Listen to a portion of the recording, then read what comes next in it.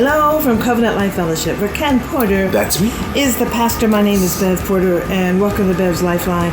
Hey, we are recording from Alaska. We're on vacation, and it's been wonderful.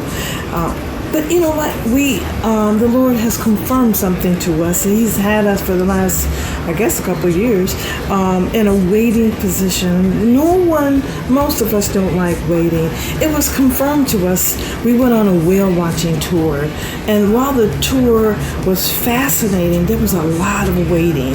So funny thing about whales, they're not on our timeline. They're on their timeline. And so often we found ourselves having to wait for 10, 15 minutes at a time before we saw whale activity. And in that waiting period, people got restless, including us, and we were debating, should we go do something else like most people did, or do we wait for what we would think to be God's magnificent beauty present itself? So we chose to wait. And so we were rewarded. When we waited, we saw God's creation. We saw first the mist that he blows up out of the water. And then we saw his humpback. And then the Lord allowed us to see the tail going under. And there was an eruption of joy for all of those who chose to wait. And those who went about and did other things, they missed it. And so that was the victory. That was the reward for waiting. Yes, there is a reward for waiting. The Bible tells us to be steadfast, unmovable, always abounding in the work of the Lord, for our labor is not in vain. It's a faith walk. Let me tell you, Covenant Life Fellowship, when we first started, we thought we'd be further along. Further along, not just in ministry. I mean, we're studying the Word, but in a building, in a facility. We were looking for a facility, and we thought we'd have one by now, but we don't.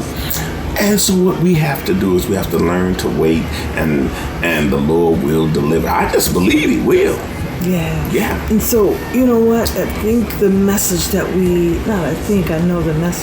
want you to have is to understand the importance of waiting for God.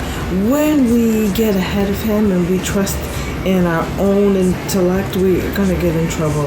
And so even in your marriage, when things are not going according to your plan, you thought you were in a different place, you thought you would be in a home by now, you thought you would have a baby by now, or maybe you thought you'd be married by now, know that God has a plan that is unique and special just to you. So wait on the Lord and be of good courage, and he shall strengthen your heart. That's Psalms 27:14. Is that right? Yes. Right. And so listen, there is beauty in waiting. Yes. And by the way, while you're waiting, you're not waiting in idleness either. There's work to be done while you're waiting. God is teaching you something so that when he manifests that thing that he has for you, you'll be ready to receive it. How do you hear from God? Really, there's 4 ways that you can hear from God. Number 1 is through the Word of God. You need to read the Word of God. Yes. Number 2 is through prayer and supplication. Number 3 is through the preaching of the gospel at your church. I hope that you're in a church home. And then fourthly, God confirms things through situations, through people, through situations, through confirmation. Absolutely. Those are the 4 ways that you'll hear from God. And so trust those 4 ways, right? And enjoy the wait. Learn to enjoy the wait. We're learning to enjoy the wait. Yes, because there's one guarantee: you will be rewarded.